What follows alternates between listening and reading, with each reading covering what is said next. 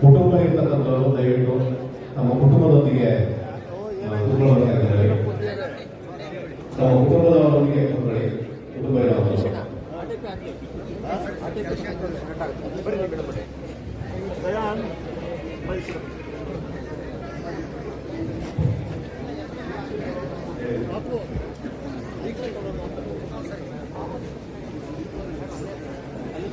ಧರ್ಮದೀಕ್ಷೆಯನ್ನು ಪಡೆತಕ್ಕಂತಹ ಇನ್ಯಾರಾದರೂ ಇದ್ದರೆ ದಯಮಾಡಿ ಸ್ವಇಚ್ಛೆಯಿಂದ ಬರ್ತಕ್ಕಂಥವರು ಧಮ್ಮ ವೇದಿಕೆ ಮೇಲೆ ಆಗಮಿಸಬೇಕಾಗಿ ಮತ್ತೊಮ್ಮೆ ಕೋರ್ತಾ ಇದ್ದೇವೆ.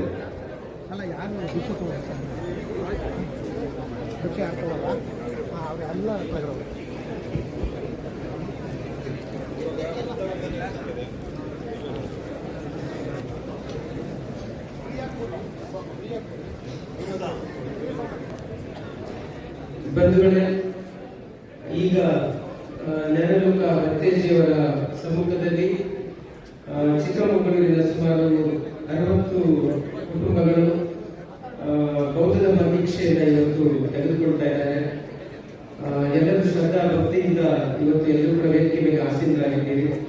ನಿಮ್ಮೆಲ್ಲರಿಗೂ ಕೂಡ ಜ್ಞಾನಲೋಕ ಬಂತೇಜಿಯವರು ಧರ್ಮ ದೀಕ್ಷೆಯನ್ನು ಕೊಡಬೇಕು ಮತ್ತು ಹೆಸರಿನ ಪಂಚಶೀಲಗಳನ್ನು ಕೊಡಬೇಕು ಅಂತ ಅವರಿಗೆ ಪ್ರಾರ್ಥಿಸ್ತೇನೆ.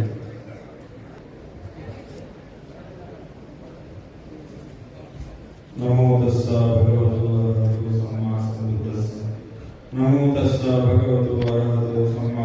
ನಮೋ ತಸ್ಸ ಭಗವತು ಅರಹತು ಸಮ್ಮಾ ಸಂಬುದ್ಧಸ್ಸ.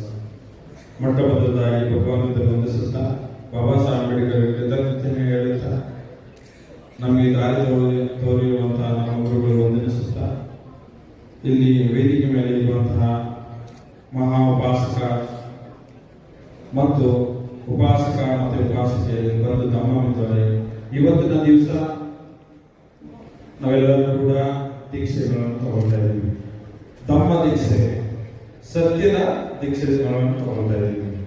ಬುದ್ಧ ಅಂದ್ರೆ ಜ್ಞಾನ, ಬುದ್ಧಿ ಮಾರ್ಗದಲ್ಲಿ ನಾವು ನಡೆಯುವಂಥದ್ದು.